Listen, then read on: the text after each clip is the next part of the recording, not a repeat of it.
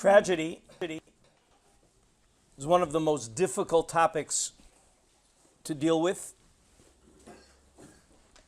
but we have to know that it's not a new topic, that all of the questions that we ask, how could God have allowed tragic things to happen, bad things happening to good people, we have to know that this is not a new question. And if you look at sources number 1, 2, and 3 of the source sheet, we will see just how old and how difficult the question is. And we will also see that on a certain level it's unanswerable. Yirmiyahu, Tzadik ata Hashem, ki yariv elecha. God, you are righteous, and I hesitate to quarrel with you. Ach mishpatim adaber, I have to talk honest. We have to talk justice. Madua derech rishayim tzalecha. How is it that evil people, their path succeeds? Shalev kol bogdei vaged, and those who oppose you have it tranquil. Yirmiyahu is questioning, how is it that good things happen to bad people? And the Gomorrah in Brachos, Amar Rabbi Yochanan Mishum Rabbi Yossi, Shlosha Dvarim Bikesh Moshe Milifnei HaKadosh Baruch Hu. God was, so to speak, kiviyachol, in a good mood. He tells Moshe, 3 wishes. What would you like to know? And Moshe gave 3 requests. And according to one opinion, God acceded to the requests. And one of the requests was, Bikesh lahodio drachav shel HaKadosh Baruch Hu. He wanted to know how God runs the world. And according to this opinion, nitan lo, he got an answer. Shenemer hodieni na drachecha. He asked God, inform me how do you run the world? Amar lefanav Ribono shel olam nema yesh tzadik v'tov lo, yesh tzadik v'ra lo, yesh rasha v'tov lo, yesh rasha v'ra lo. That there are righteous people that it's good for them, righteous people it's bad, evil people it's good, evil people it's bad. This is not the question that many of us have. Our question is why bad things happen to good people. Somehow or other, we never question why good things happen to good people, because we think it's our due that God should give us good. But in fact, Moshe Rabbeinu's question was much more complex. Moshe Rabbeinu's question was, there's no consistency. You have righteous people, wonderful, but righteous people, tragedy. You have evil people, wonderful, evil people, tragedy. There's no consistency. And according to one opinion, whatever, HaKadosh Baruch Hu gave him an answer, but pliga the Rabbi Meir, but this argues on Rabbi Meir, D'amar Rabbi Meir shtayim nitnu lo. 2 of Moshe's requests were granted, the achad lo nitan lo. But the 3rd request was not granted. Of course, the 3rd request was to understand this inconsistency of how God runs the world. Shenemar, God's response was, Chanoti es asher achon, I will favor those who I show favor to. Afal pi she'eino hagun. That's not in the pasuk. That's God saying, even though the person may not be deserving, I show mercy. Even though v'richamti et asher arachem afal pi she'eino hagun, I have mercy on those who may not deserve it. Vayomer, and here's the real answer: Lo tuchal lirot et panai. You can't see the face. You can't see my face, meaning you can't know while you are in human form how I run the world. It's something that's inaccessible. So it's not very comforting to us, but at least we're in good company in asking the question. And finally, we have Eov. Madua rishaim yichyu atku gam gavru chayil zaram nachon lifneim imam teatzem leineihem. Eov is asking, why is terrible things happening? So the question has been asked. So when we say we can't understand we have to understand why we can't understand, and there is obviously certain elements that we can't understand, and we're going to see some sources to try to give us a little clarity on this most vexing and perplexing question. The first foundational thing we have to know when we're confronted with this very disturbing observation of how the world appears to run is source number 4. The defining Mishnah in Pirkei Avos, the defining Mishnah of how this world is set up. Rabbi Yaakov Omer, ha'olam hazeh domeh leprosdor. This world is an entryway. Bifnei ha'olam haba.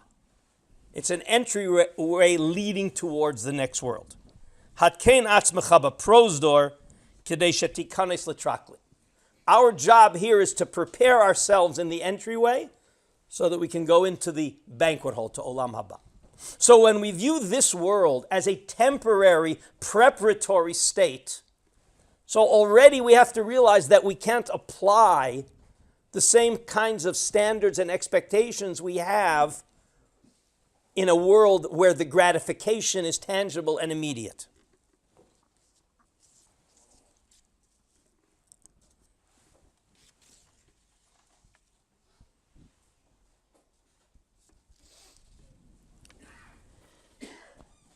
Source number 5, the Derech Hashem, it's a long source where the Ramchal explains that the way that we prepare ourselves in this world to enter the next world is through free-willed choice in order for us to own perfection, to make choices for good over evil. And says the Ramchal, in order for that to happen, in order for there to be free choice, there has to be choice. Henry Ford, when the first Model Ts came out in the 1920s, so he advertised that you can have any color you want, as long as it's black. You can't have choice if there aren't options. Says the Ramchal, therefore, we'll start at the second line. I'm going to do it directly in the English. Different situations are required among the population, each being a challenge and a test, with each dimension of bad being presented, with man having the opportunity to be strong in rising to oppose it. There have to be wealthy people and poor people, sick people and rich people, different situations so that the human being can rise to the occasion, can show compassion. That in the face of suffering, man has the ability to respond, but man also has the option of creating that suffering. That's free choice. It's one of the deep philosophical issues that God has turned over to man, free choice. So there has to be the possibility of evil happening. And it's mentioned in the Kabbalistic literature that it's God withdrawing to allow man that choice. So we shouldn't blame God when man makes bad choices. The whole world is set up to give man that option, and that's the preparation for the next world. Man has to be able to choose good, and when there is tragedy, man has to be called upon to confront. Famous line from Rabbi Yosheber Soloveitchik, Rav Soloveitchik Zatzal, a Jew can never ask after something happens. A Jew can't ask on a national level, why? A Jew has to ask, what now? What am I supposed to do in the face of this difficult situation? That is how we earn our eternity. That's the prosdor, that's the preparation in the entryway that leads us to the next world.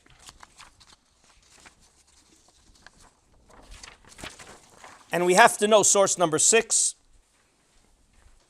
Hatzur tamim po'alo ki chol drachav mishpat. God's actions are perfect. Ke'el emunah ve'in avel tzadik v'yasharhu. This is the perfect God. This is one of the difficulties. If God is omnipotent and God is all kind, this was Eov's problem. How can God allow tragic things to happen? And one of the things we have to clarify is that tragic things do happen. There's a mistake in looking at tragedy and saying, no, it's really good. You just don't see how good it is. That's cruel. You can't tell that to somebody who went through the Holocaust, as well as any other tragedy. And in fact, the halachic literature reflects exactly that distinction between good things and tragic, terrible things. Says the Gemara in Brachos, source number 7. The Mishnah, and then we'll see another Gomorrah about the topic.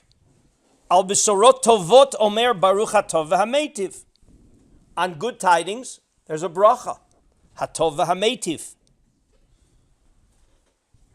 God provides good. Al besorot ra'ot, but on bad tidings, omer baruch dayan ha'emet. There's a different bracha. Chayav adam livarech al hara'ah. Kishem shemivarech al hatova. We have a bracha for terrible things. We have a bracha for tragedy. Shenemar v'ahavta et Hashem Elokecha b'chol levavcha b'shnei yitzarecha yetzer tov yetzer hara kol nafshecha afilu hu notel et nafshecha. You give God a blessing for life that we were given and what we were able to accomplish in this world. And obviously, if God takes us from this world, it means that we have accomplished our purpose and we have passed through the entryway to the banquet hall, to the eternal existence. B'chol meodecha, b'chol mamoncha, b'chol meodecha, b'chol mida umida shehu moded licha. Every measure that God has for you, everything that God delivers to you, whether it's better or less better, have a modelo. We have to thank Him. We have to thank Him for whatever He gives us, whatever we have, and the opportunity to be alive to earn our eternity. And the Gomorrah in Psachim gives us really confidence in not being able to answer the question. Famous pasuk, we say it in davening and we don't realize what we say because we roll through it and it's in Aleinu and it's at the very end of davening and everybody's rushing out the door. V'haya Hashem lemelech al kol haaretz. God is going to be the king over the entire world. Bayom hahu, in that future date, in the Messianic age, Yeh Hashem echad ushmo echad. God is going to be one and His name is going to be one. In the future, in the Messianic age, asks the Gomorrah the obvious question. Otu ha'idna lav echadu? Chas v'sholom, what does that mean? Today God isn't one. He's only going to be one in the future, but now chas v'sholom, there are multiple gods. How could you say such a thing? God is one now. So what does it mean by Yom Hahu in the future? Amar Rabbi Acha bar Chanina, lo ke'olam hazeh olam haba. This world and the next world have one fundamental difference. Ha'olam hazeh, in this world, al besorot tovot omer baruch hatov ve'hameitiv, al besorot ra'ot omer baruch dayan ha'emet. In this world, we have two separate brachot. Our picture of the world, so to speak, is bifurcated. There's good things, and we make a bracha for the good things. And there are bad things, and we make a different bracha for the bad things. La'olam haba, kulo hatov v'hameitiv. In the next world, everything will be tov v'hameitiv. In the next world, we will see how it looks good. But in this world, it's bifurcated. In this world, it's not consistent. And there's another Gomorrah that talks about Hashem echad u'shmo echad, that God's name will be one, meaning we will see the unity. But in this world, we don't see it. And we have to know that that's the reality. It's a limitation that we have in this world. But we have to acknowledge that limitation and not deny it and not pretend that it doesn't exist.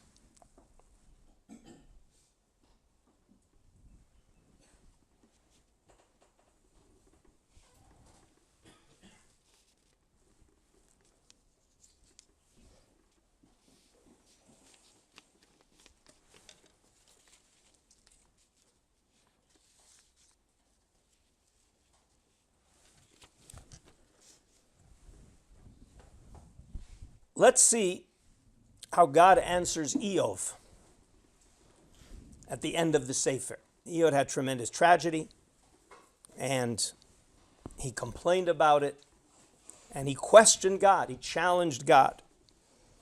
And sources number 10 and 11 have God's response to Eov. And basically, what God says is, the world is a little more complicated than you think. Were you around when I created the world? Do you understand life?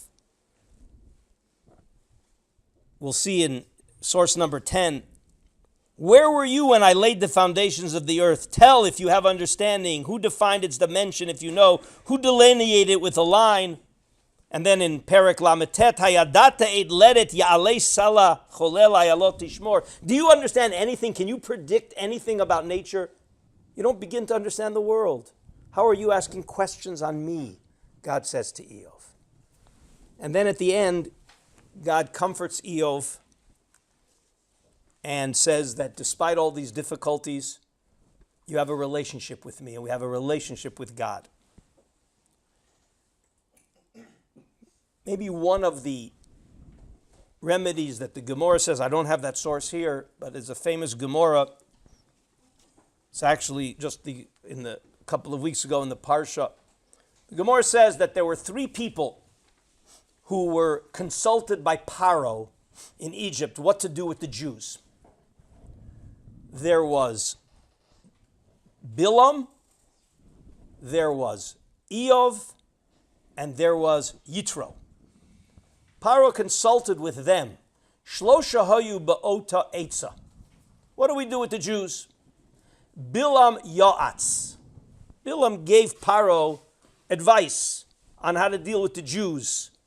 And yet it's not a new thing, the plan of final solutions and how do we get rid of the Jews. And Bilam was right in there with a plan for what to do. Eov shosak. Eov was silent. He didn't say anything. And Yisro barach. Yitro ran away. Says the Gemara, each one received appropriate recompense for what they did. Bilam gave advice. He was killed. And right in Parshas Balak, Bilam is killed by the Jews. He gave the Eitzah. God avenges those ultimately who try to destroy us. Eov was afflicted with Yisurim, with suffering. And Yitro merited that. Well, what did you want me to do? Paro is going to do what he's going to do. They're not going to listen to me. So what purpose is there for me to say anything? Says Reb Chaim, that means it didn't hurt you. You weren't in pain. Because when we're in pain, we cry, even if it doesn't help. Says Reb Chaim, this is the concept of nosei bo'olim chavero. There are times when we can't do anything about it. But the question is, do we feel for another Jew? Do we feel the pain? And too often we're insulated from the pain of another Jew and we say that's their problem. It's not my problem. And therefore God sometimes has to remind us that we have to feel the pain of another Jew. That's source number 9. Omar Rava v'itema Rav Chizda. There are a number of lessons we're going to learn from this source. Roe Adam sheyisurin ba'in alav. Person sees yisurim, suffering is befalling him. So why does God inflict suffering? Sometimes suffering is a result of a man-made decision. But sometimes suffering is a natural disaster. It happens where it's clear that somehow or other God seems to be organizing. So what is a person supposed to do when he is victimized by suffering? Yifashpesh b'masav. First thing is he has to examine his actions. Because sometimes God sends us painful situations as a wake-up call. The Ramchal in Derech Hashem speaks about this at length, that one aspect of suffering is simply to wake us up, to make us realize that something needs fixing. And God ultimately wants us to do tshuva from the things we do wrong. So yefashpesh b'masav, you have to examine your actions and see, maybe God is sending me a message. Maybe something needs fixing. Continues the Gomorrah, pishpesh v'lo motza. Person examines their actions and they didn't find anything. Now, what does that mean?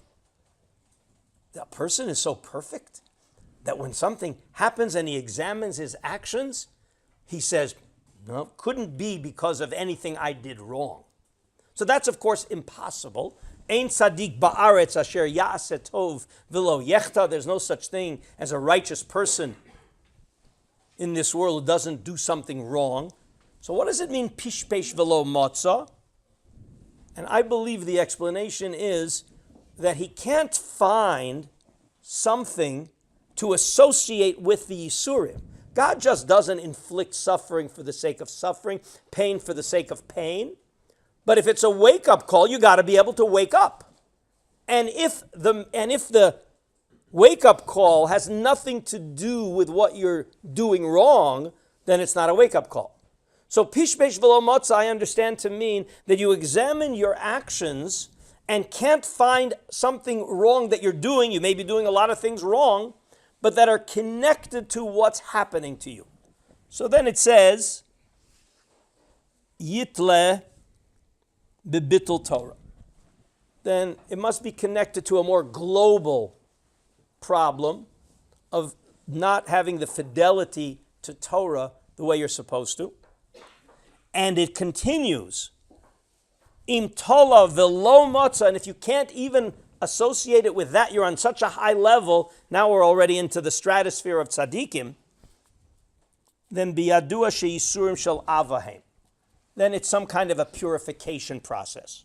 Shenemar ki et asher yehav Hashem yochiach. This is very uncomfortable to think about unless you realize what we said at the beginning, that this world is the entryway to eternity. And sometimes God purifies the person in such a way that he can go in to the traklin, to the banquet hall, to the olam haba in such a purified state. There's no question that every person who went through the Holocaust was a purification process. Famous stories of many of the Gedolim that they viewed somebody, famous story with Rabbi Moshe Feinstein, a woman had a number on her arm. Rabbi Moshe Feinstein held that she's a holy woman, irrespective of anything else. There's such a thing as a purification process. Again, it's hard to emotionally deal with unless you realize two things. First of all, God puts us in difficult situations to challenge us, to overcome them, not to lose our faith, to work to fix, to rebuild. It's an amazing, miraculous thing how Holocaust survivors rebuilt their lives and became super successful, whether it's in the physical, secular, material world or in the religious world. And then there's the idea of just purification. And that's what this source is telling us. Just one thing, you shouldn't make a mistake, that it says when a person sees Yisurim coming on him or herself, it says yefashpesh b'ma'asav. The person who is suffering the difficulty has to examine their actions. It doesn't say that when you see somebody else having difficult situations, you should examine their actions. And this is one of the horrendous things that people try to explain the Holocaust. Oh, let me tell you why this happened. It happens to be a Gomorrah in Sanhedrin that says it's absolutely prohibited to do such a thing on an individual level. The Gomorrah says that when you see a bad thing happening to somebody, it's prohibited to say to them, oh, let me tell you what you're doing wrong. Let me tell you why it happened. So the Gomorrah says it's prohibited to do. And again, it's alluded to in this Gomorrah is that it's something that an individual has to introspect. We have Yisurim, we have suffering that is to educate us. Yefashpesh b'masav. We have Yisurim that are a purification.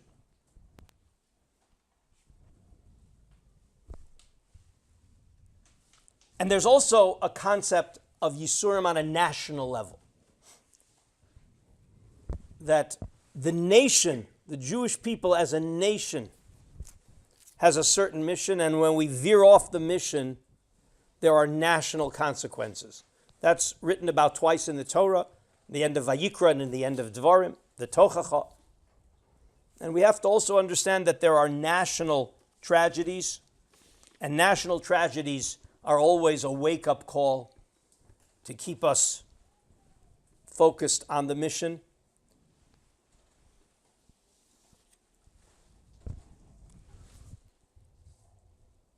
And again, that while we can't impute any specific explanations for specific historical occurrences, we have to know that on a global level, the Jewish people are held to a high standard by God, and we have no access to the individual. The individual, we don't know why the individual receives the things that they receive. But the nation is always held accountable, and when the nation veers off track, then there are consequences.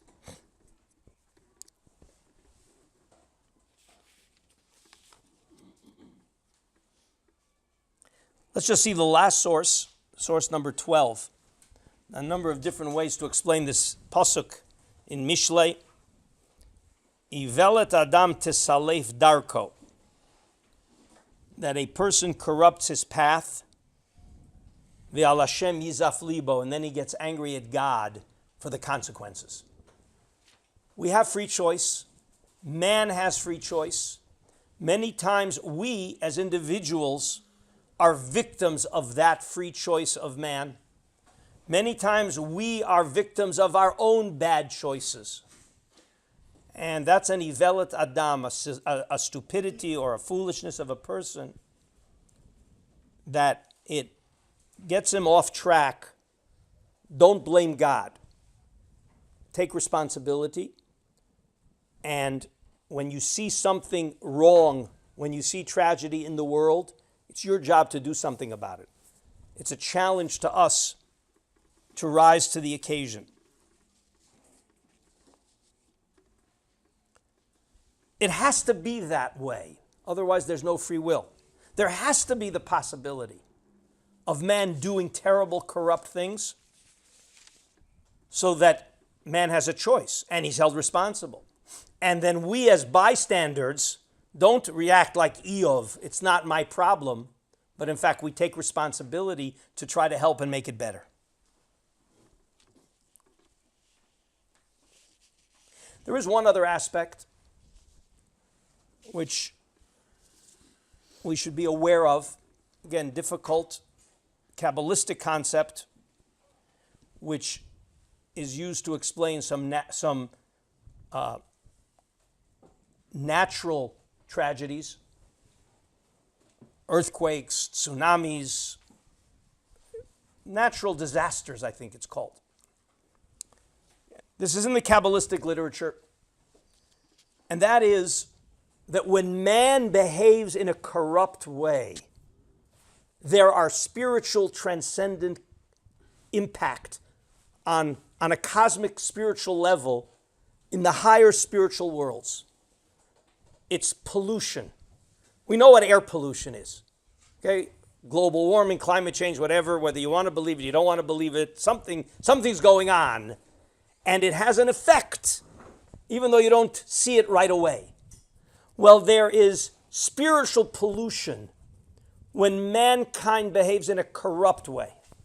When mankind is corrupt, whether you want to think of Sodom or you want to think of the Migdal Bavel, the Dor HaPalaga, you want to think of all of the corrupt, tragic, horrendous things that man perpetrates on other people. So that creates spiritual pollution in the world. And that has spiritual consequences in the upper world where it eventually gets so polluted that it has to be cleansed, and it has an effect on the physical world And natural disasters is the cleansing process. This is in the Kabbalistic literature. And then it's part of the natural system.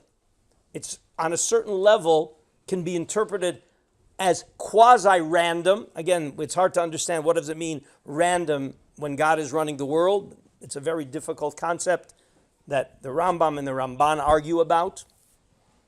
But pollution on a moral level precipitates physical destruction as a cleansing process. And we also have to be aware that such a thing exists. Again, we can't understand the equations, but it all comes back to man's free choice. It all comes back to man's behavior. I think one of the lines that people use, where was God during the Holocaust? The response is, where was man? Man precipitated the Holocaust. There's no question that behind the scenes we have a quasi-Purim story. If you read all the history of things leading up to the Holocaust, that there were lots of pieces in place before, in the 10 to 15 years before 1939, that were going on in the world that were very Purim-like, where things were set as they were Purim, set to lead to tragedy and destruction. Purim, miraculously, God inverted everything, and it looks like in 1939, he let things roll. We don't understand why, but this is part of the way the world is set up as a prose door, as an entryway. And if we don't look at the world as being here for our gratification and our right to enjoy the world, I'm entitled. You'll notice Moshe Rabbeinu wasn't bothered explicitly by the bad things happening to good people. He was bothered by the inconsistency. How come it's so random? And God said, you can't understand. And God said to Eov, where were you when I created the world? Were you a part? Were you involved here? Do you understand how the world was created? So we have to know that there is a world, and we're here to make choices, and we have challenges. And in the face of tragedy, we have to make the special bracha for tragedy. Dayan ha'emet, there is a just God. Hatzur tamim pa'alo. And then it's our job to try to fix it. That's the only way we can deal with bad things, is our challenge to try to make them better.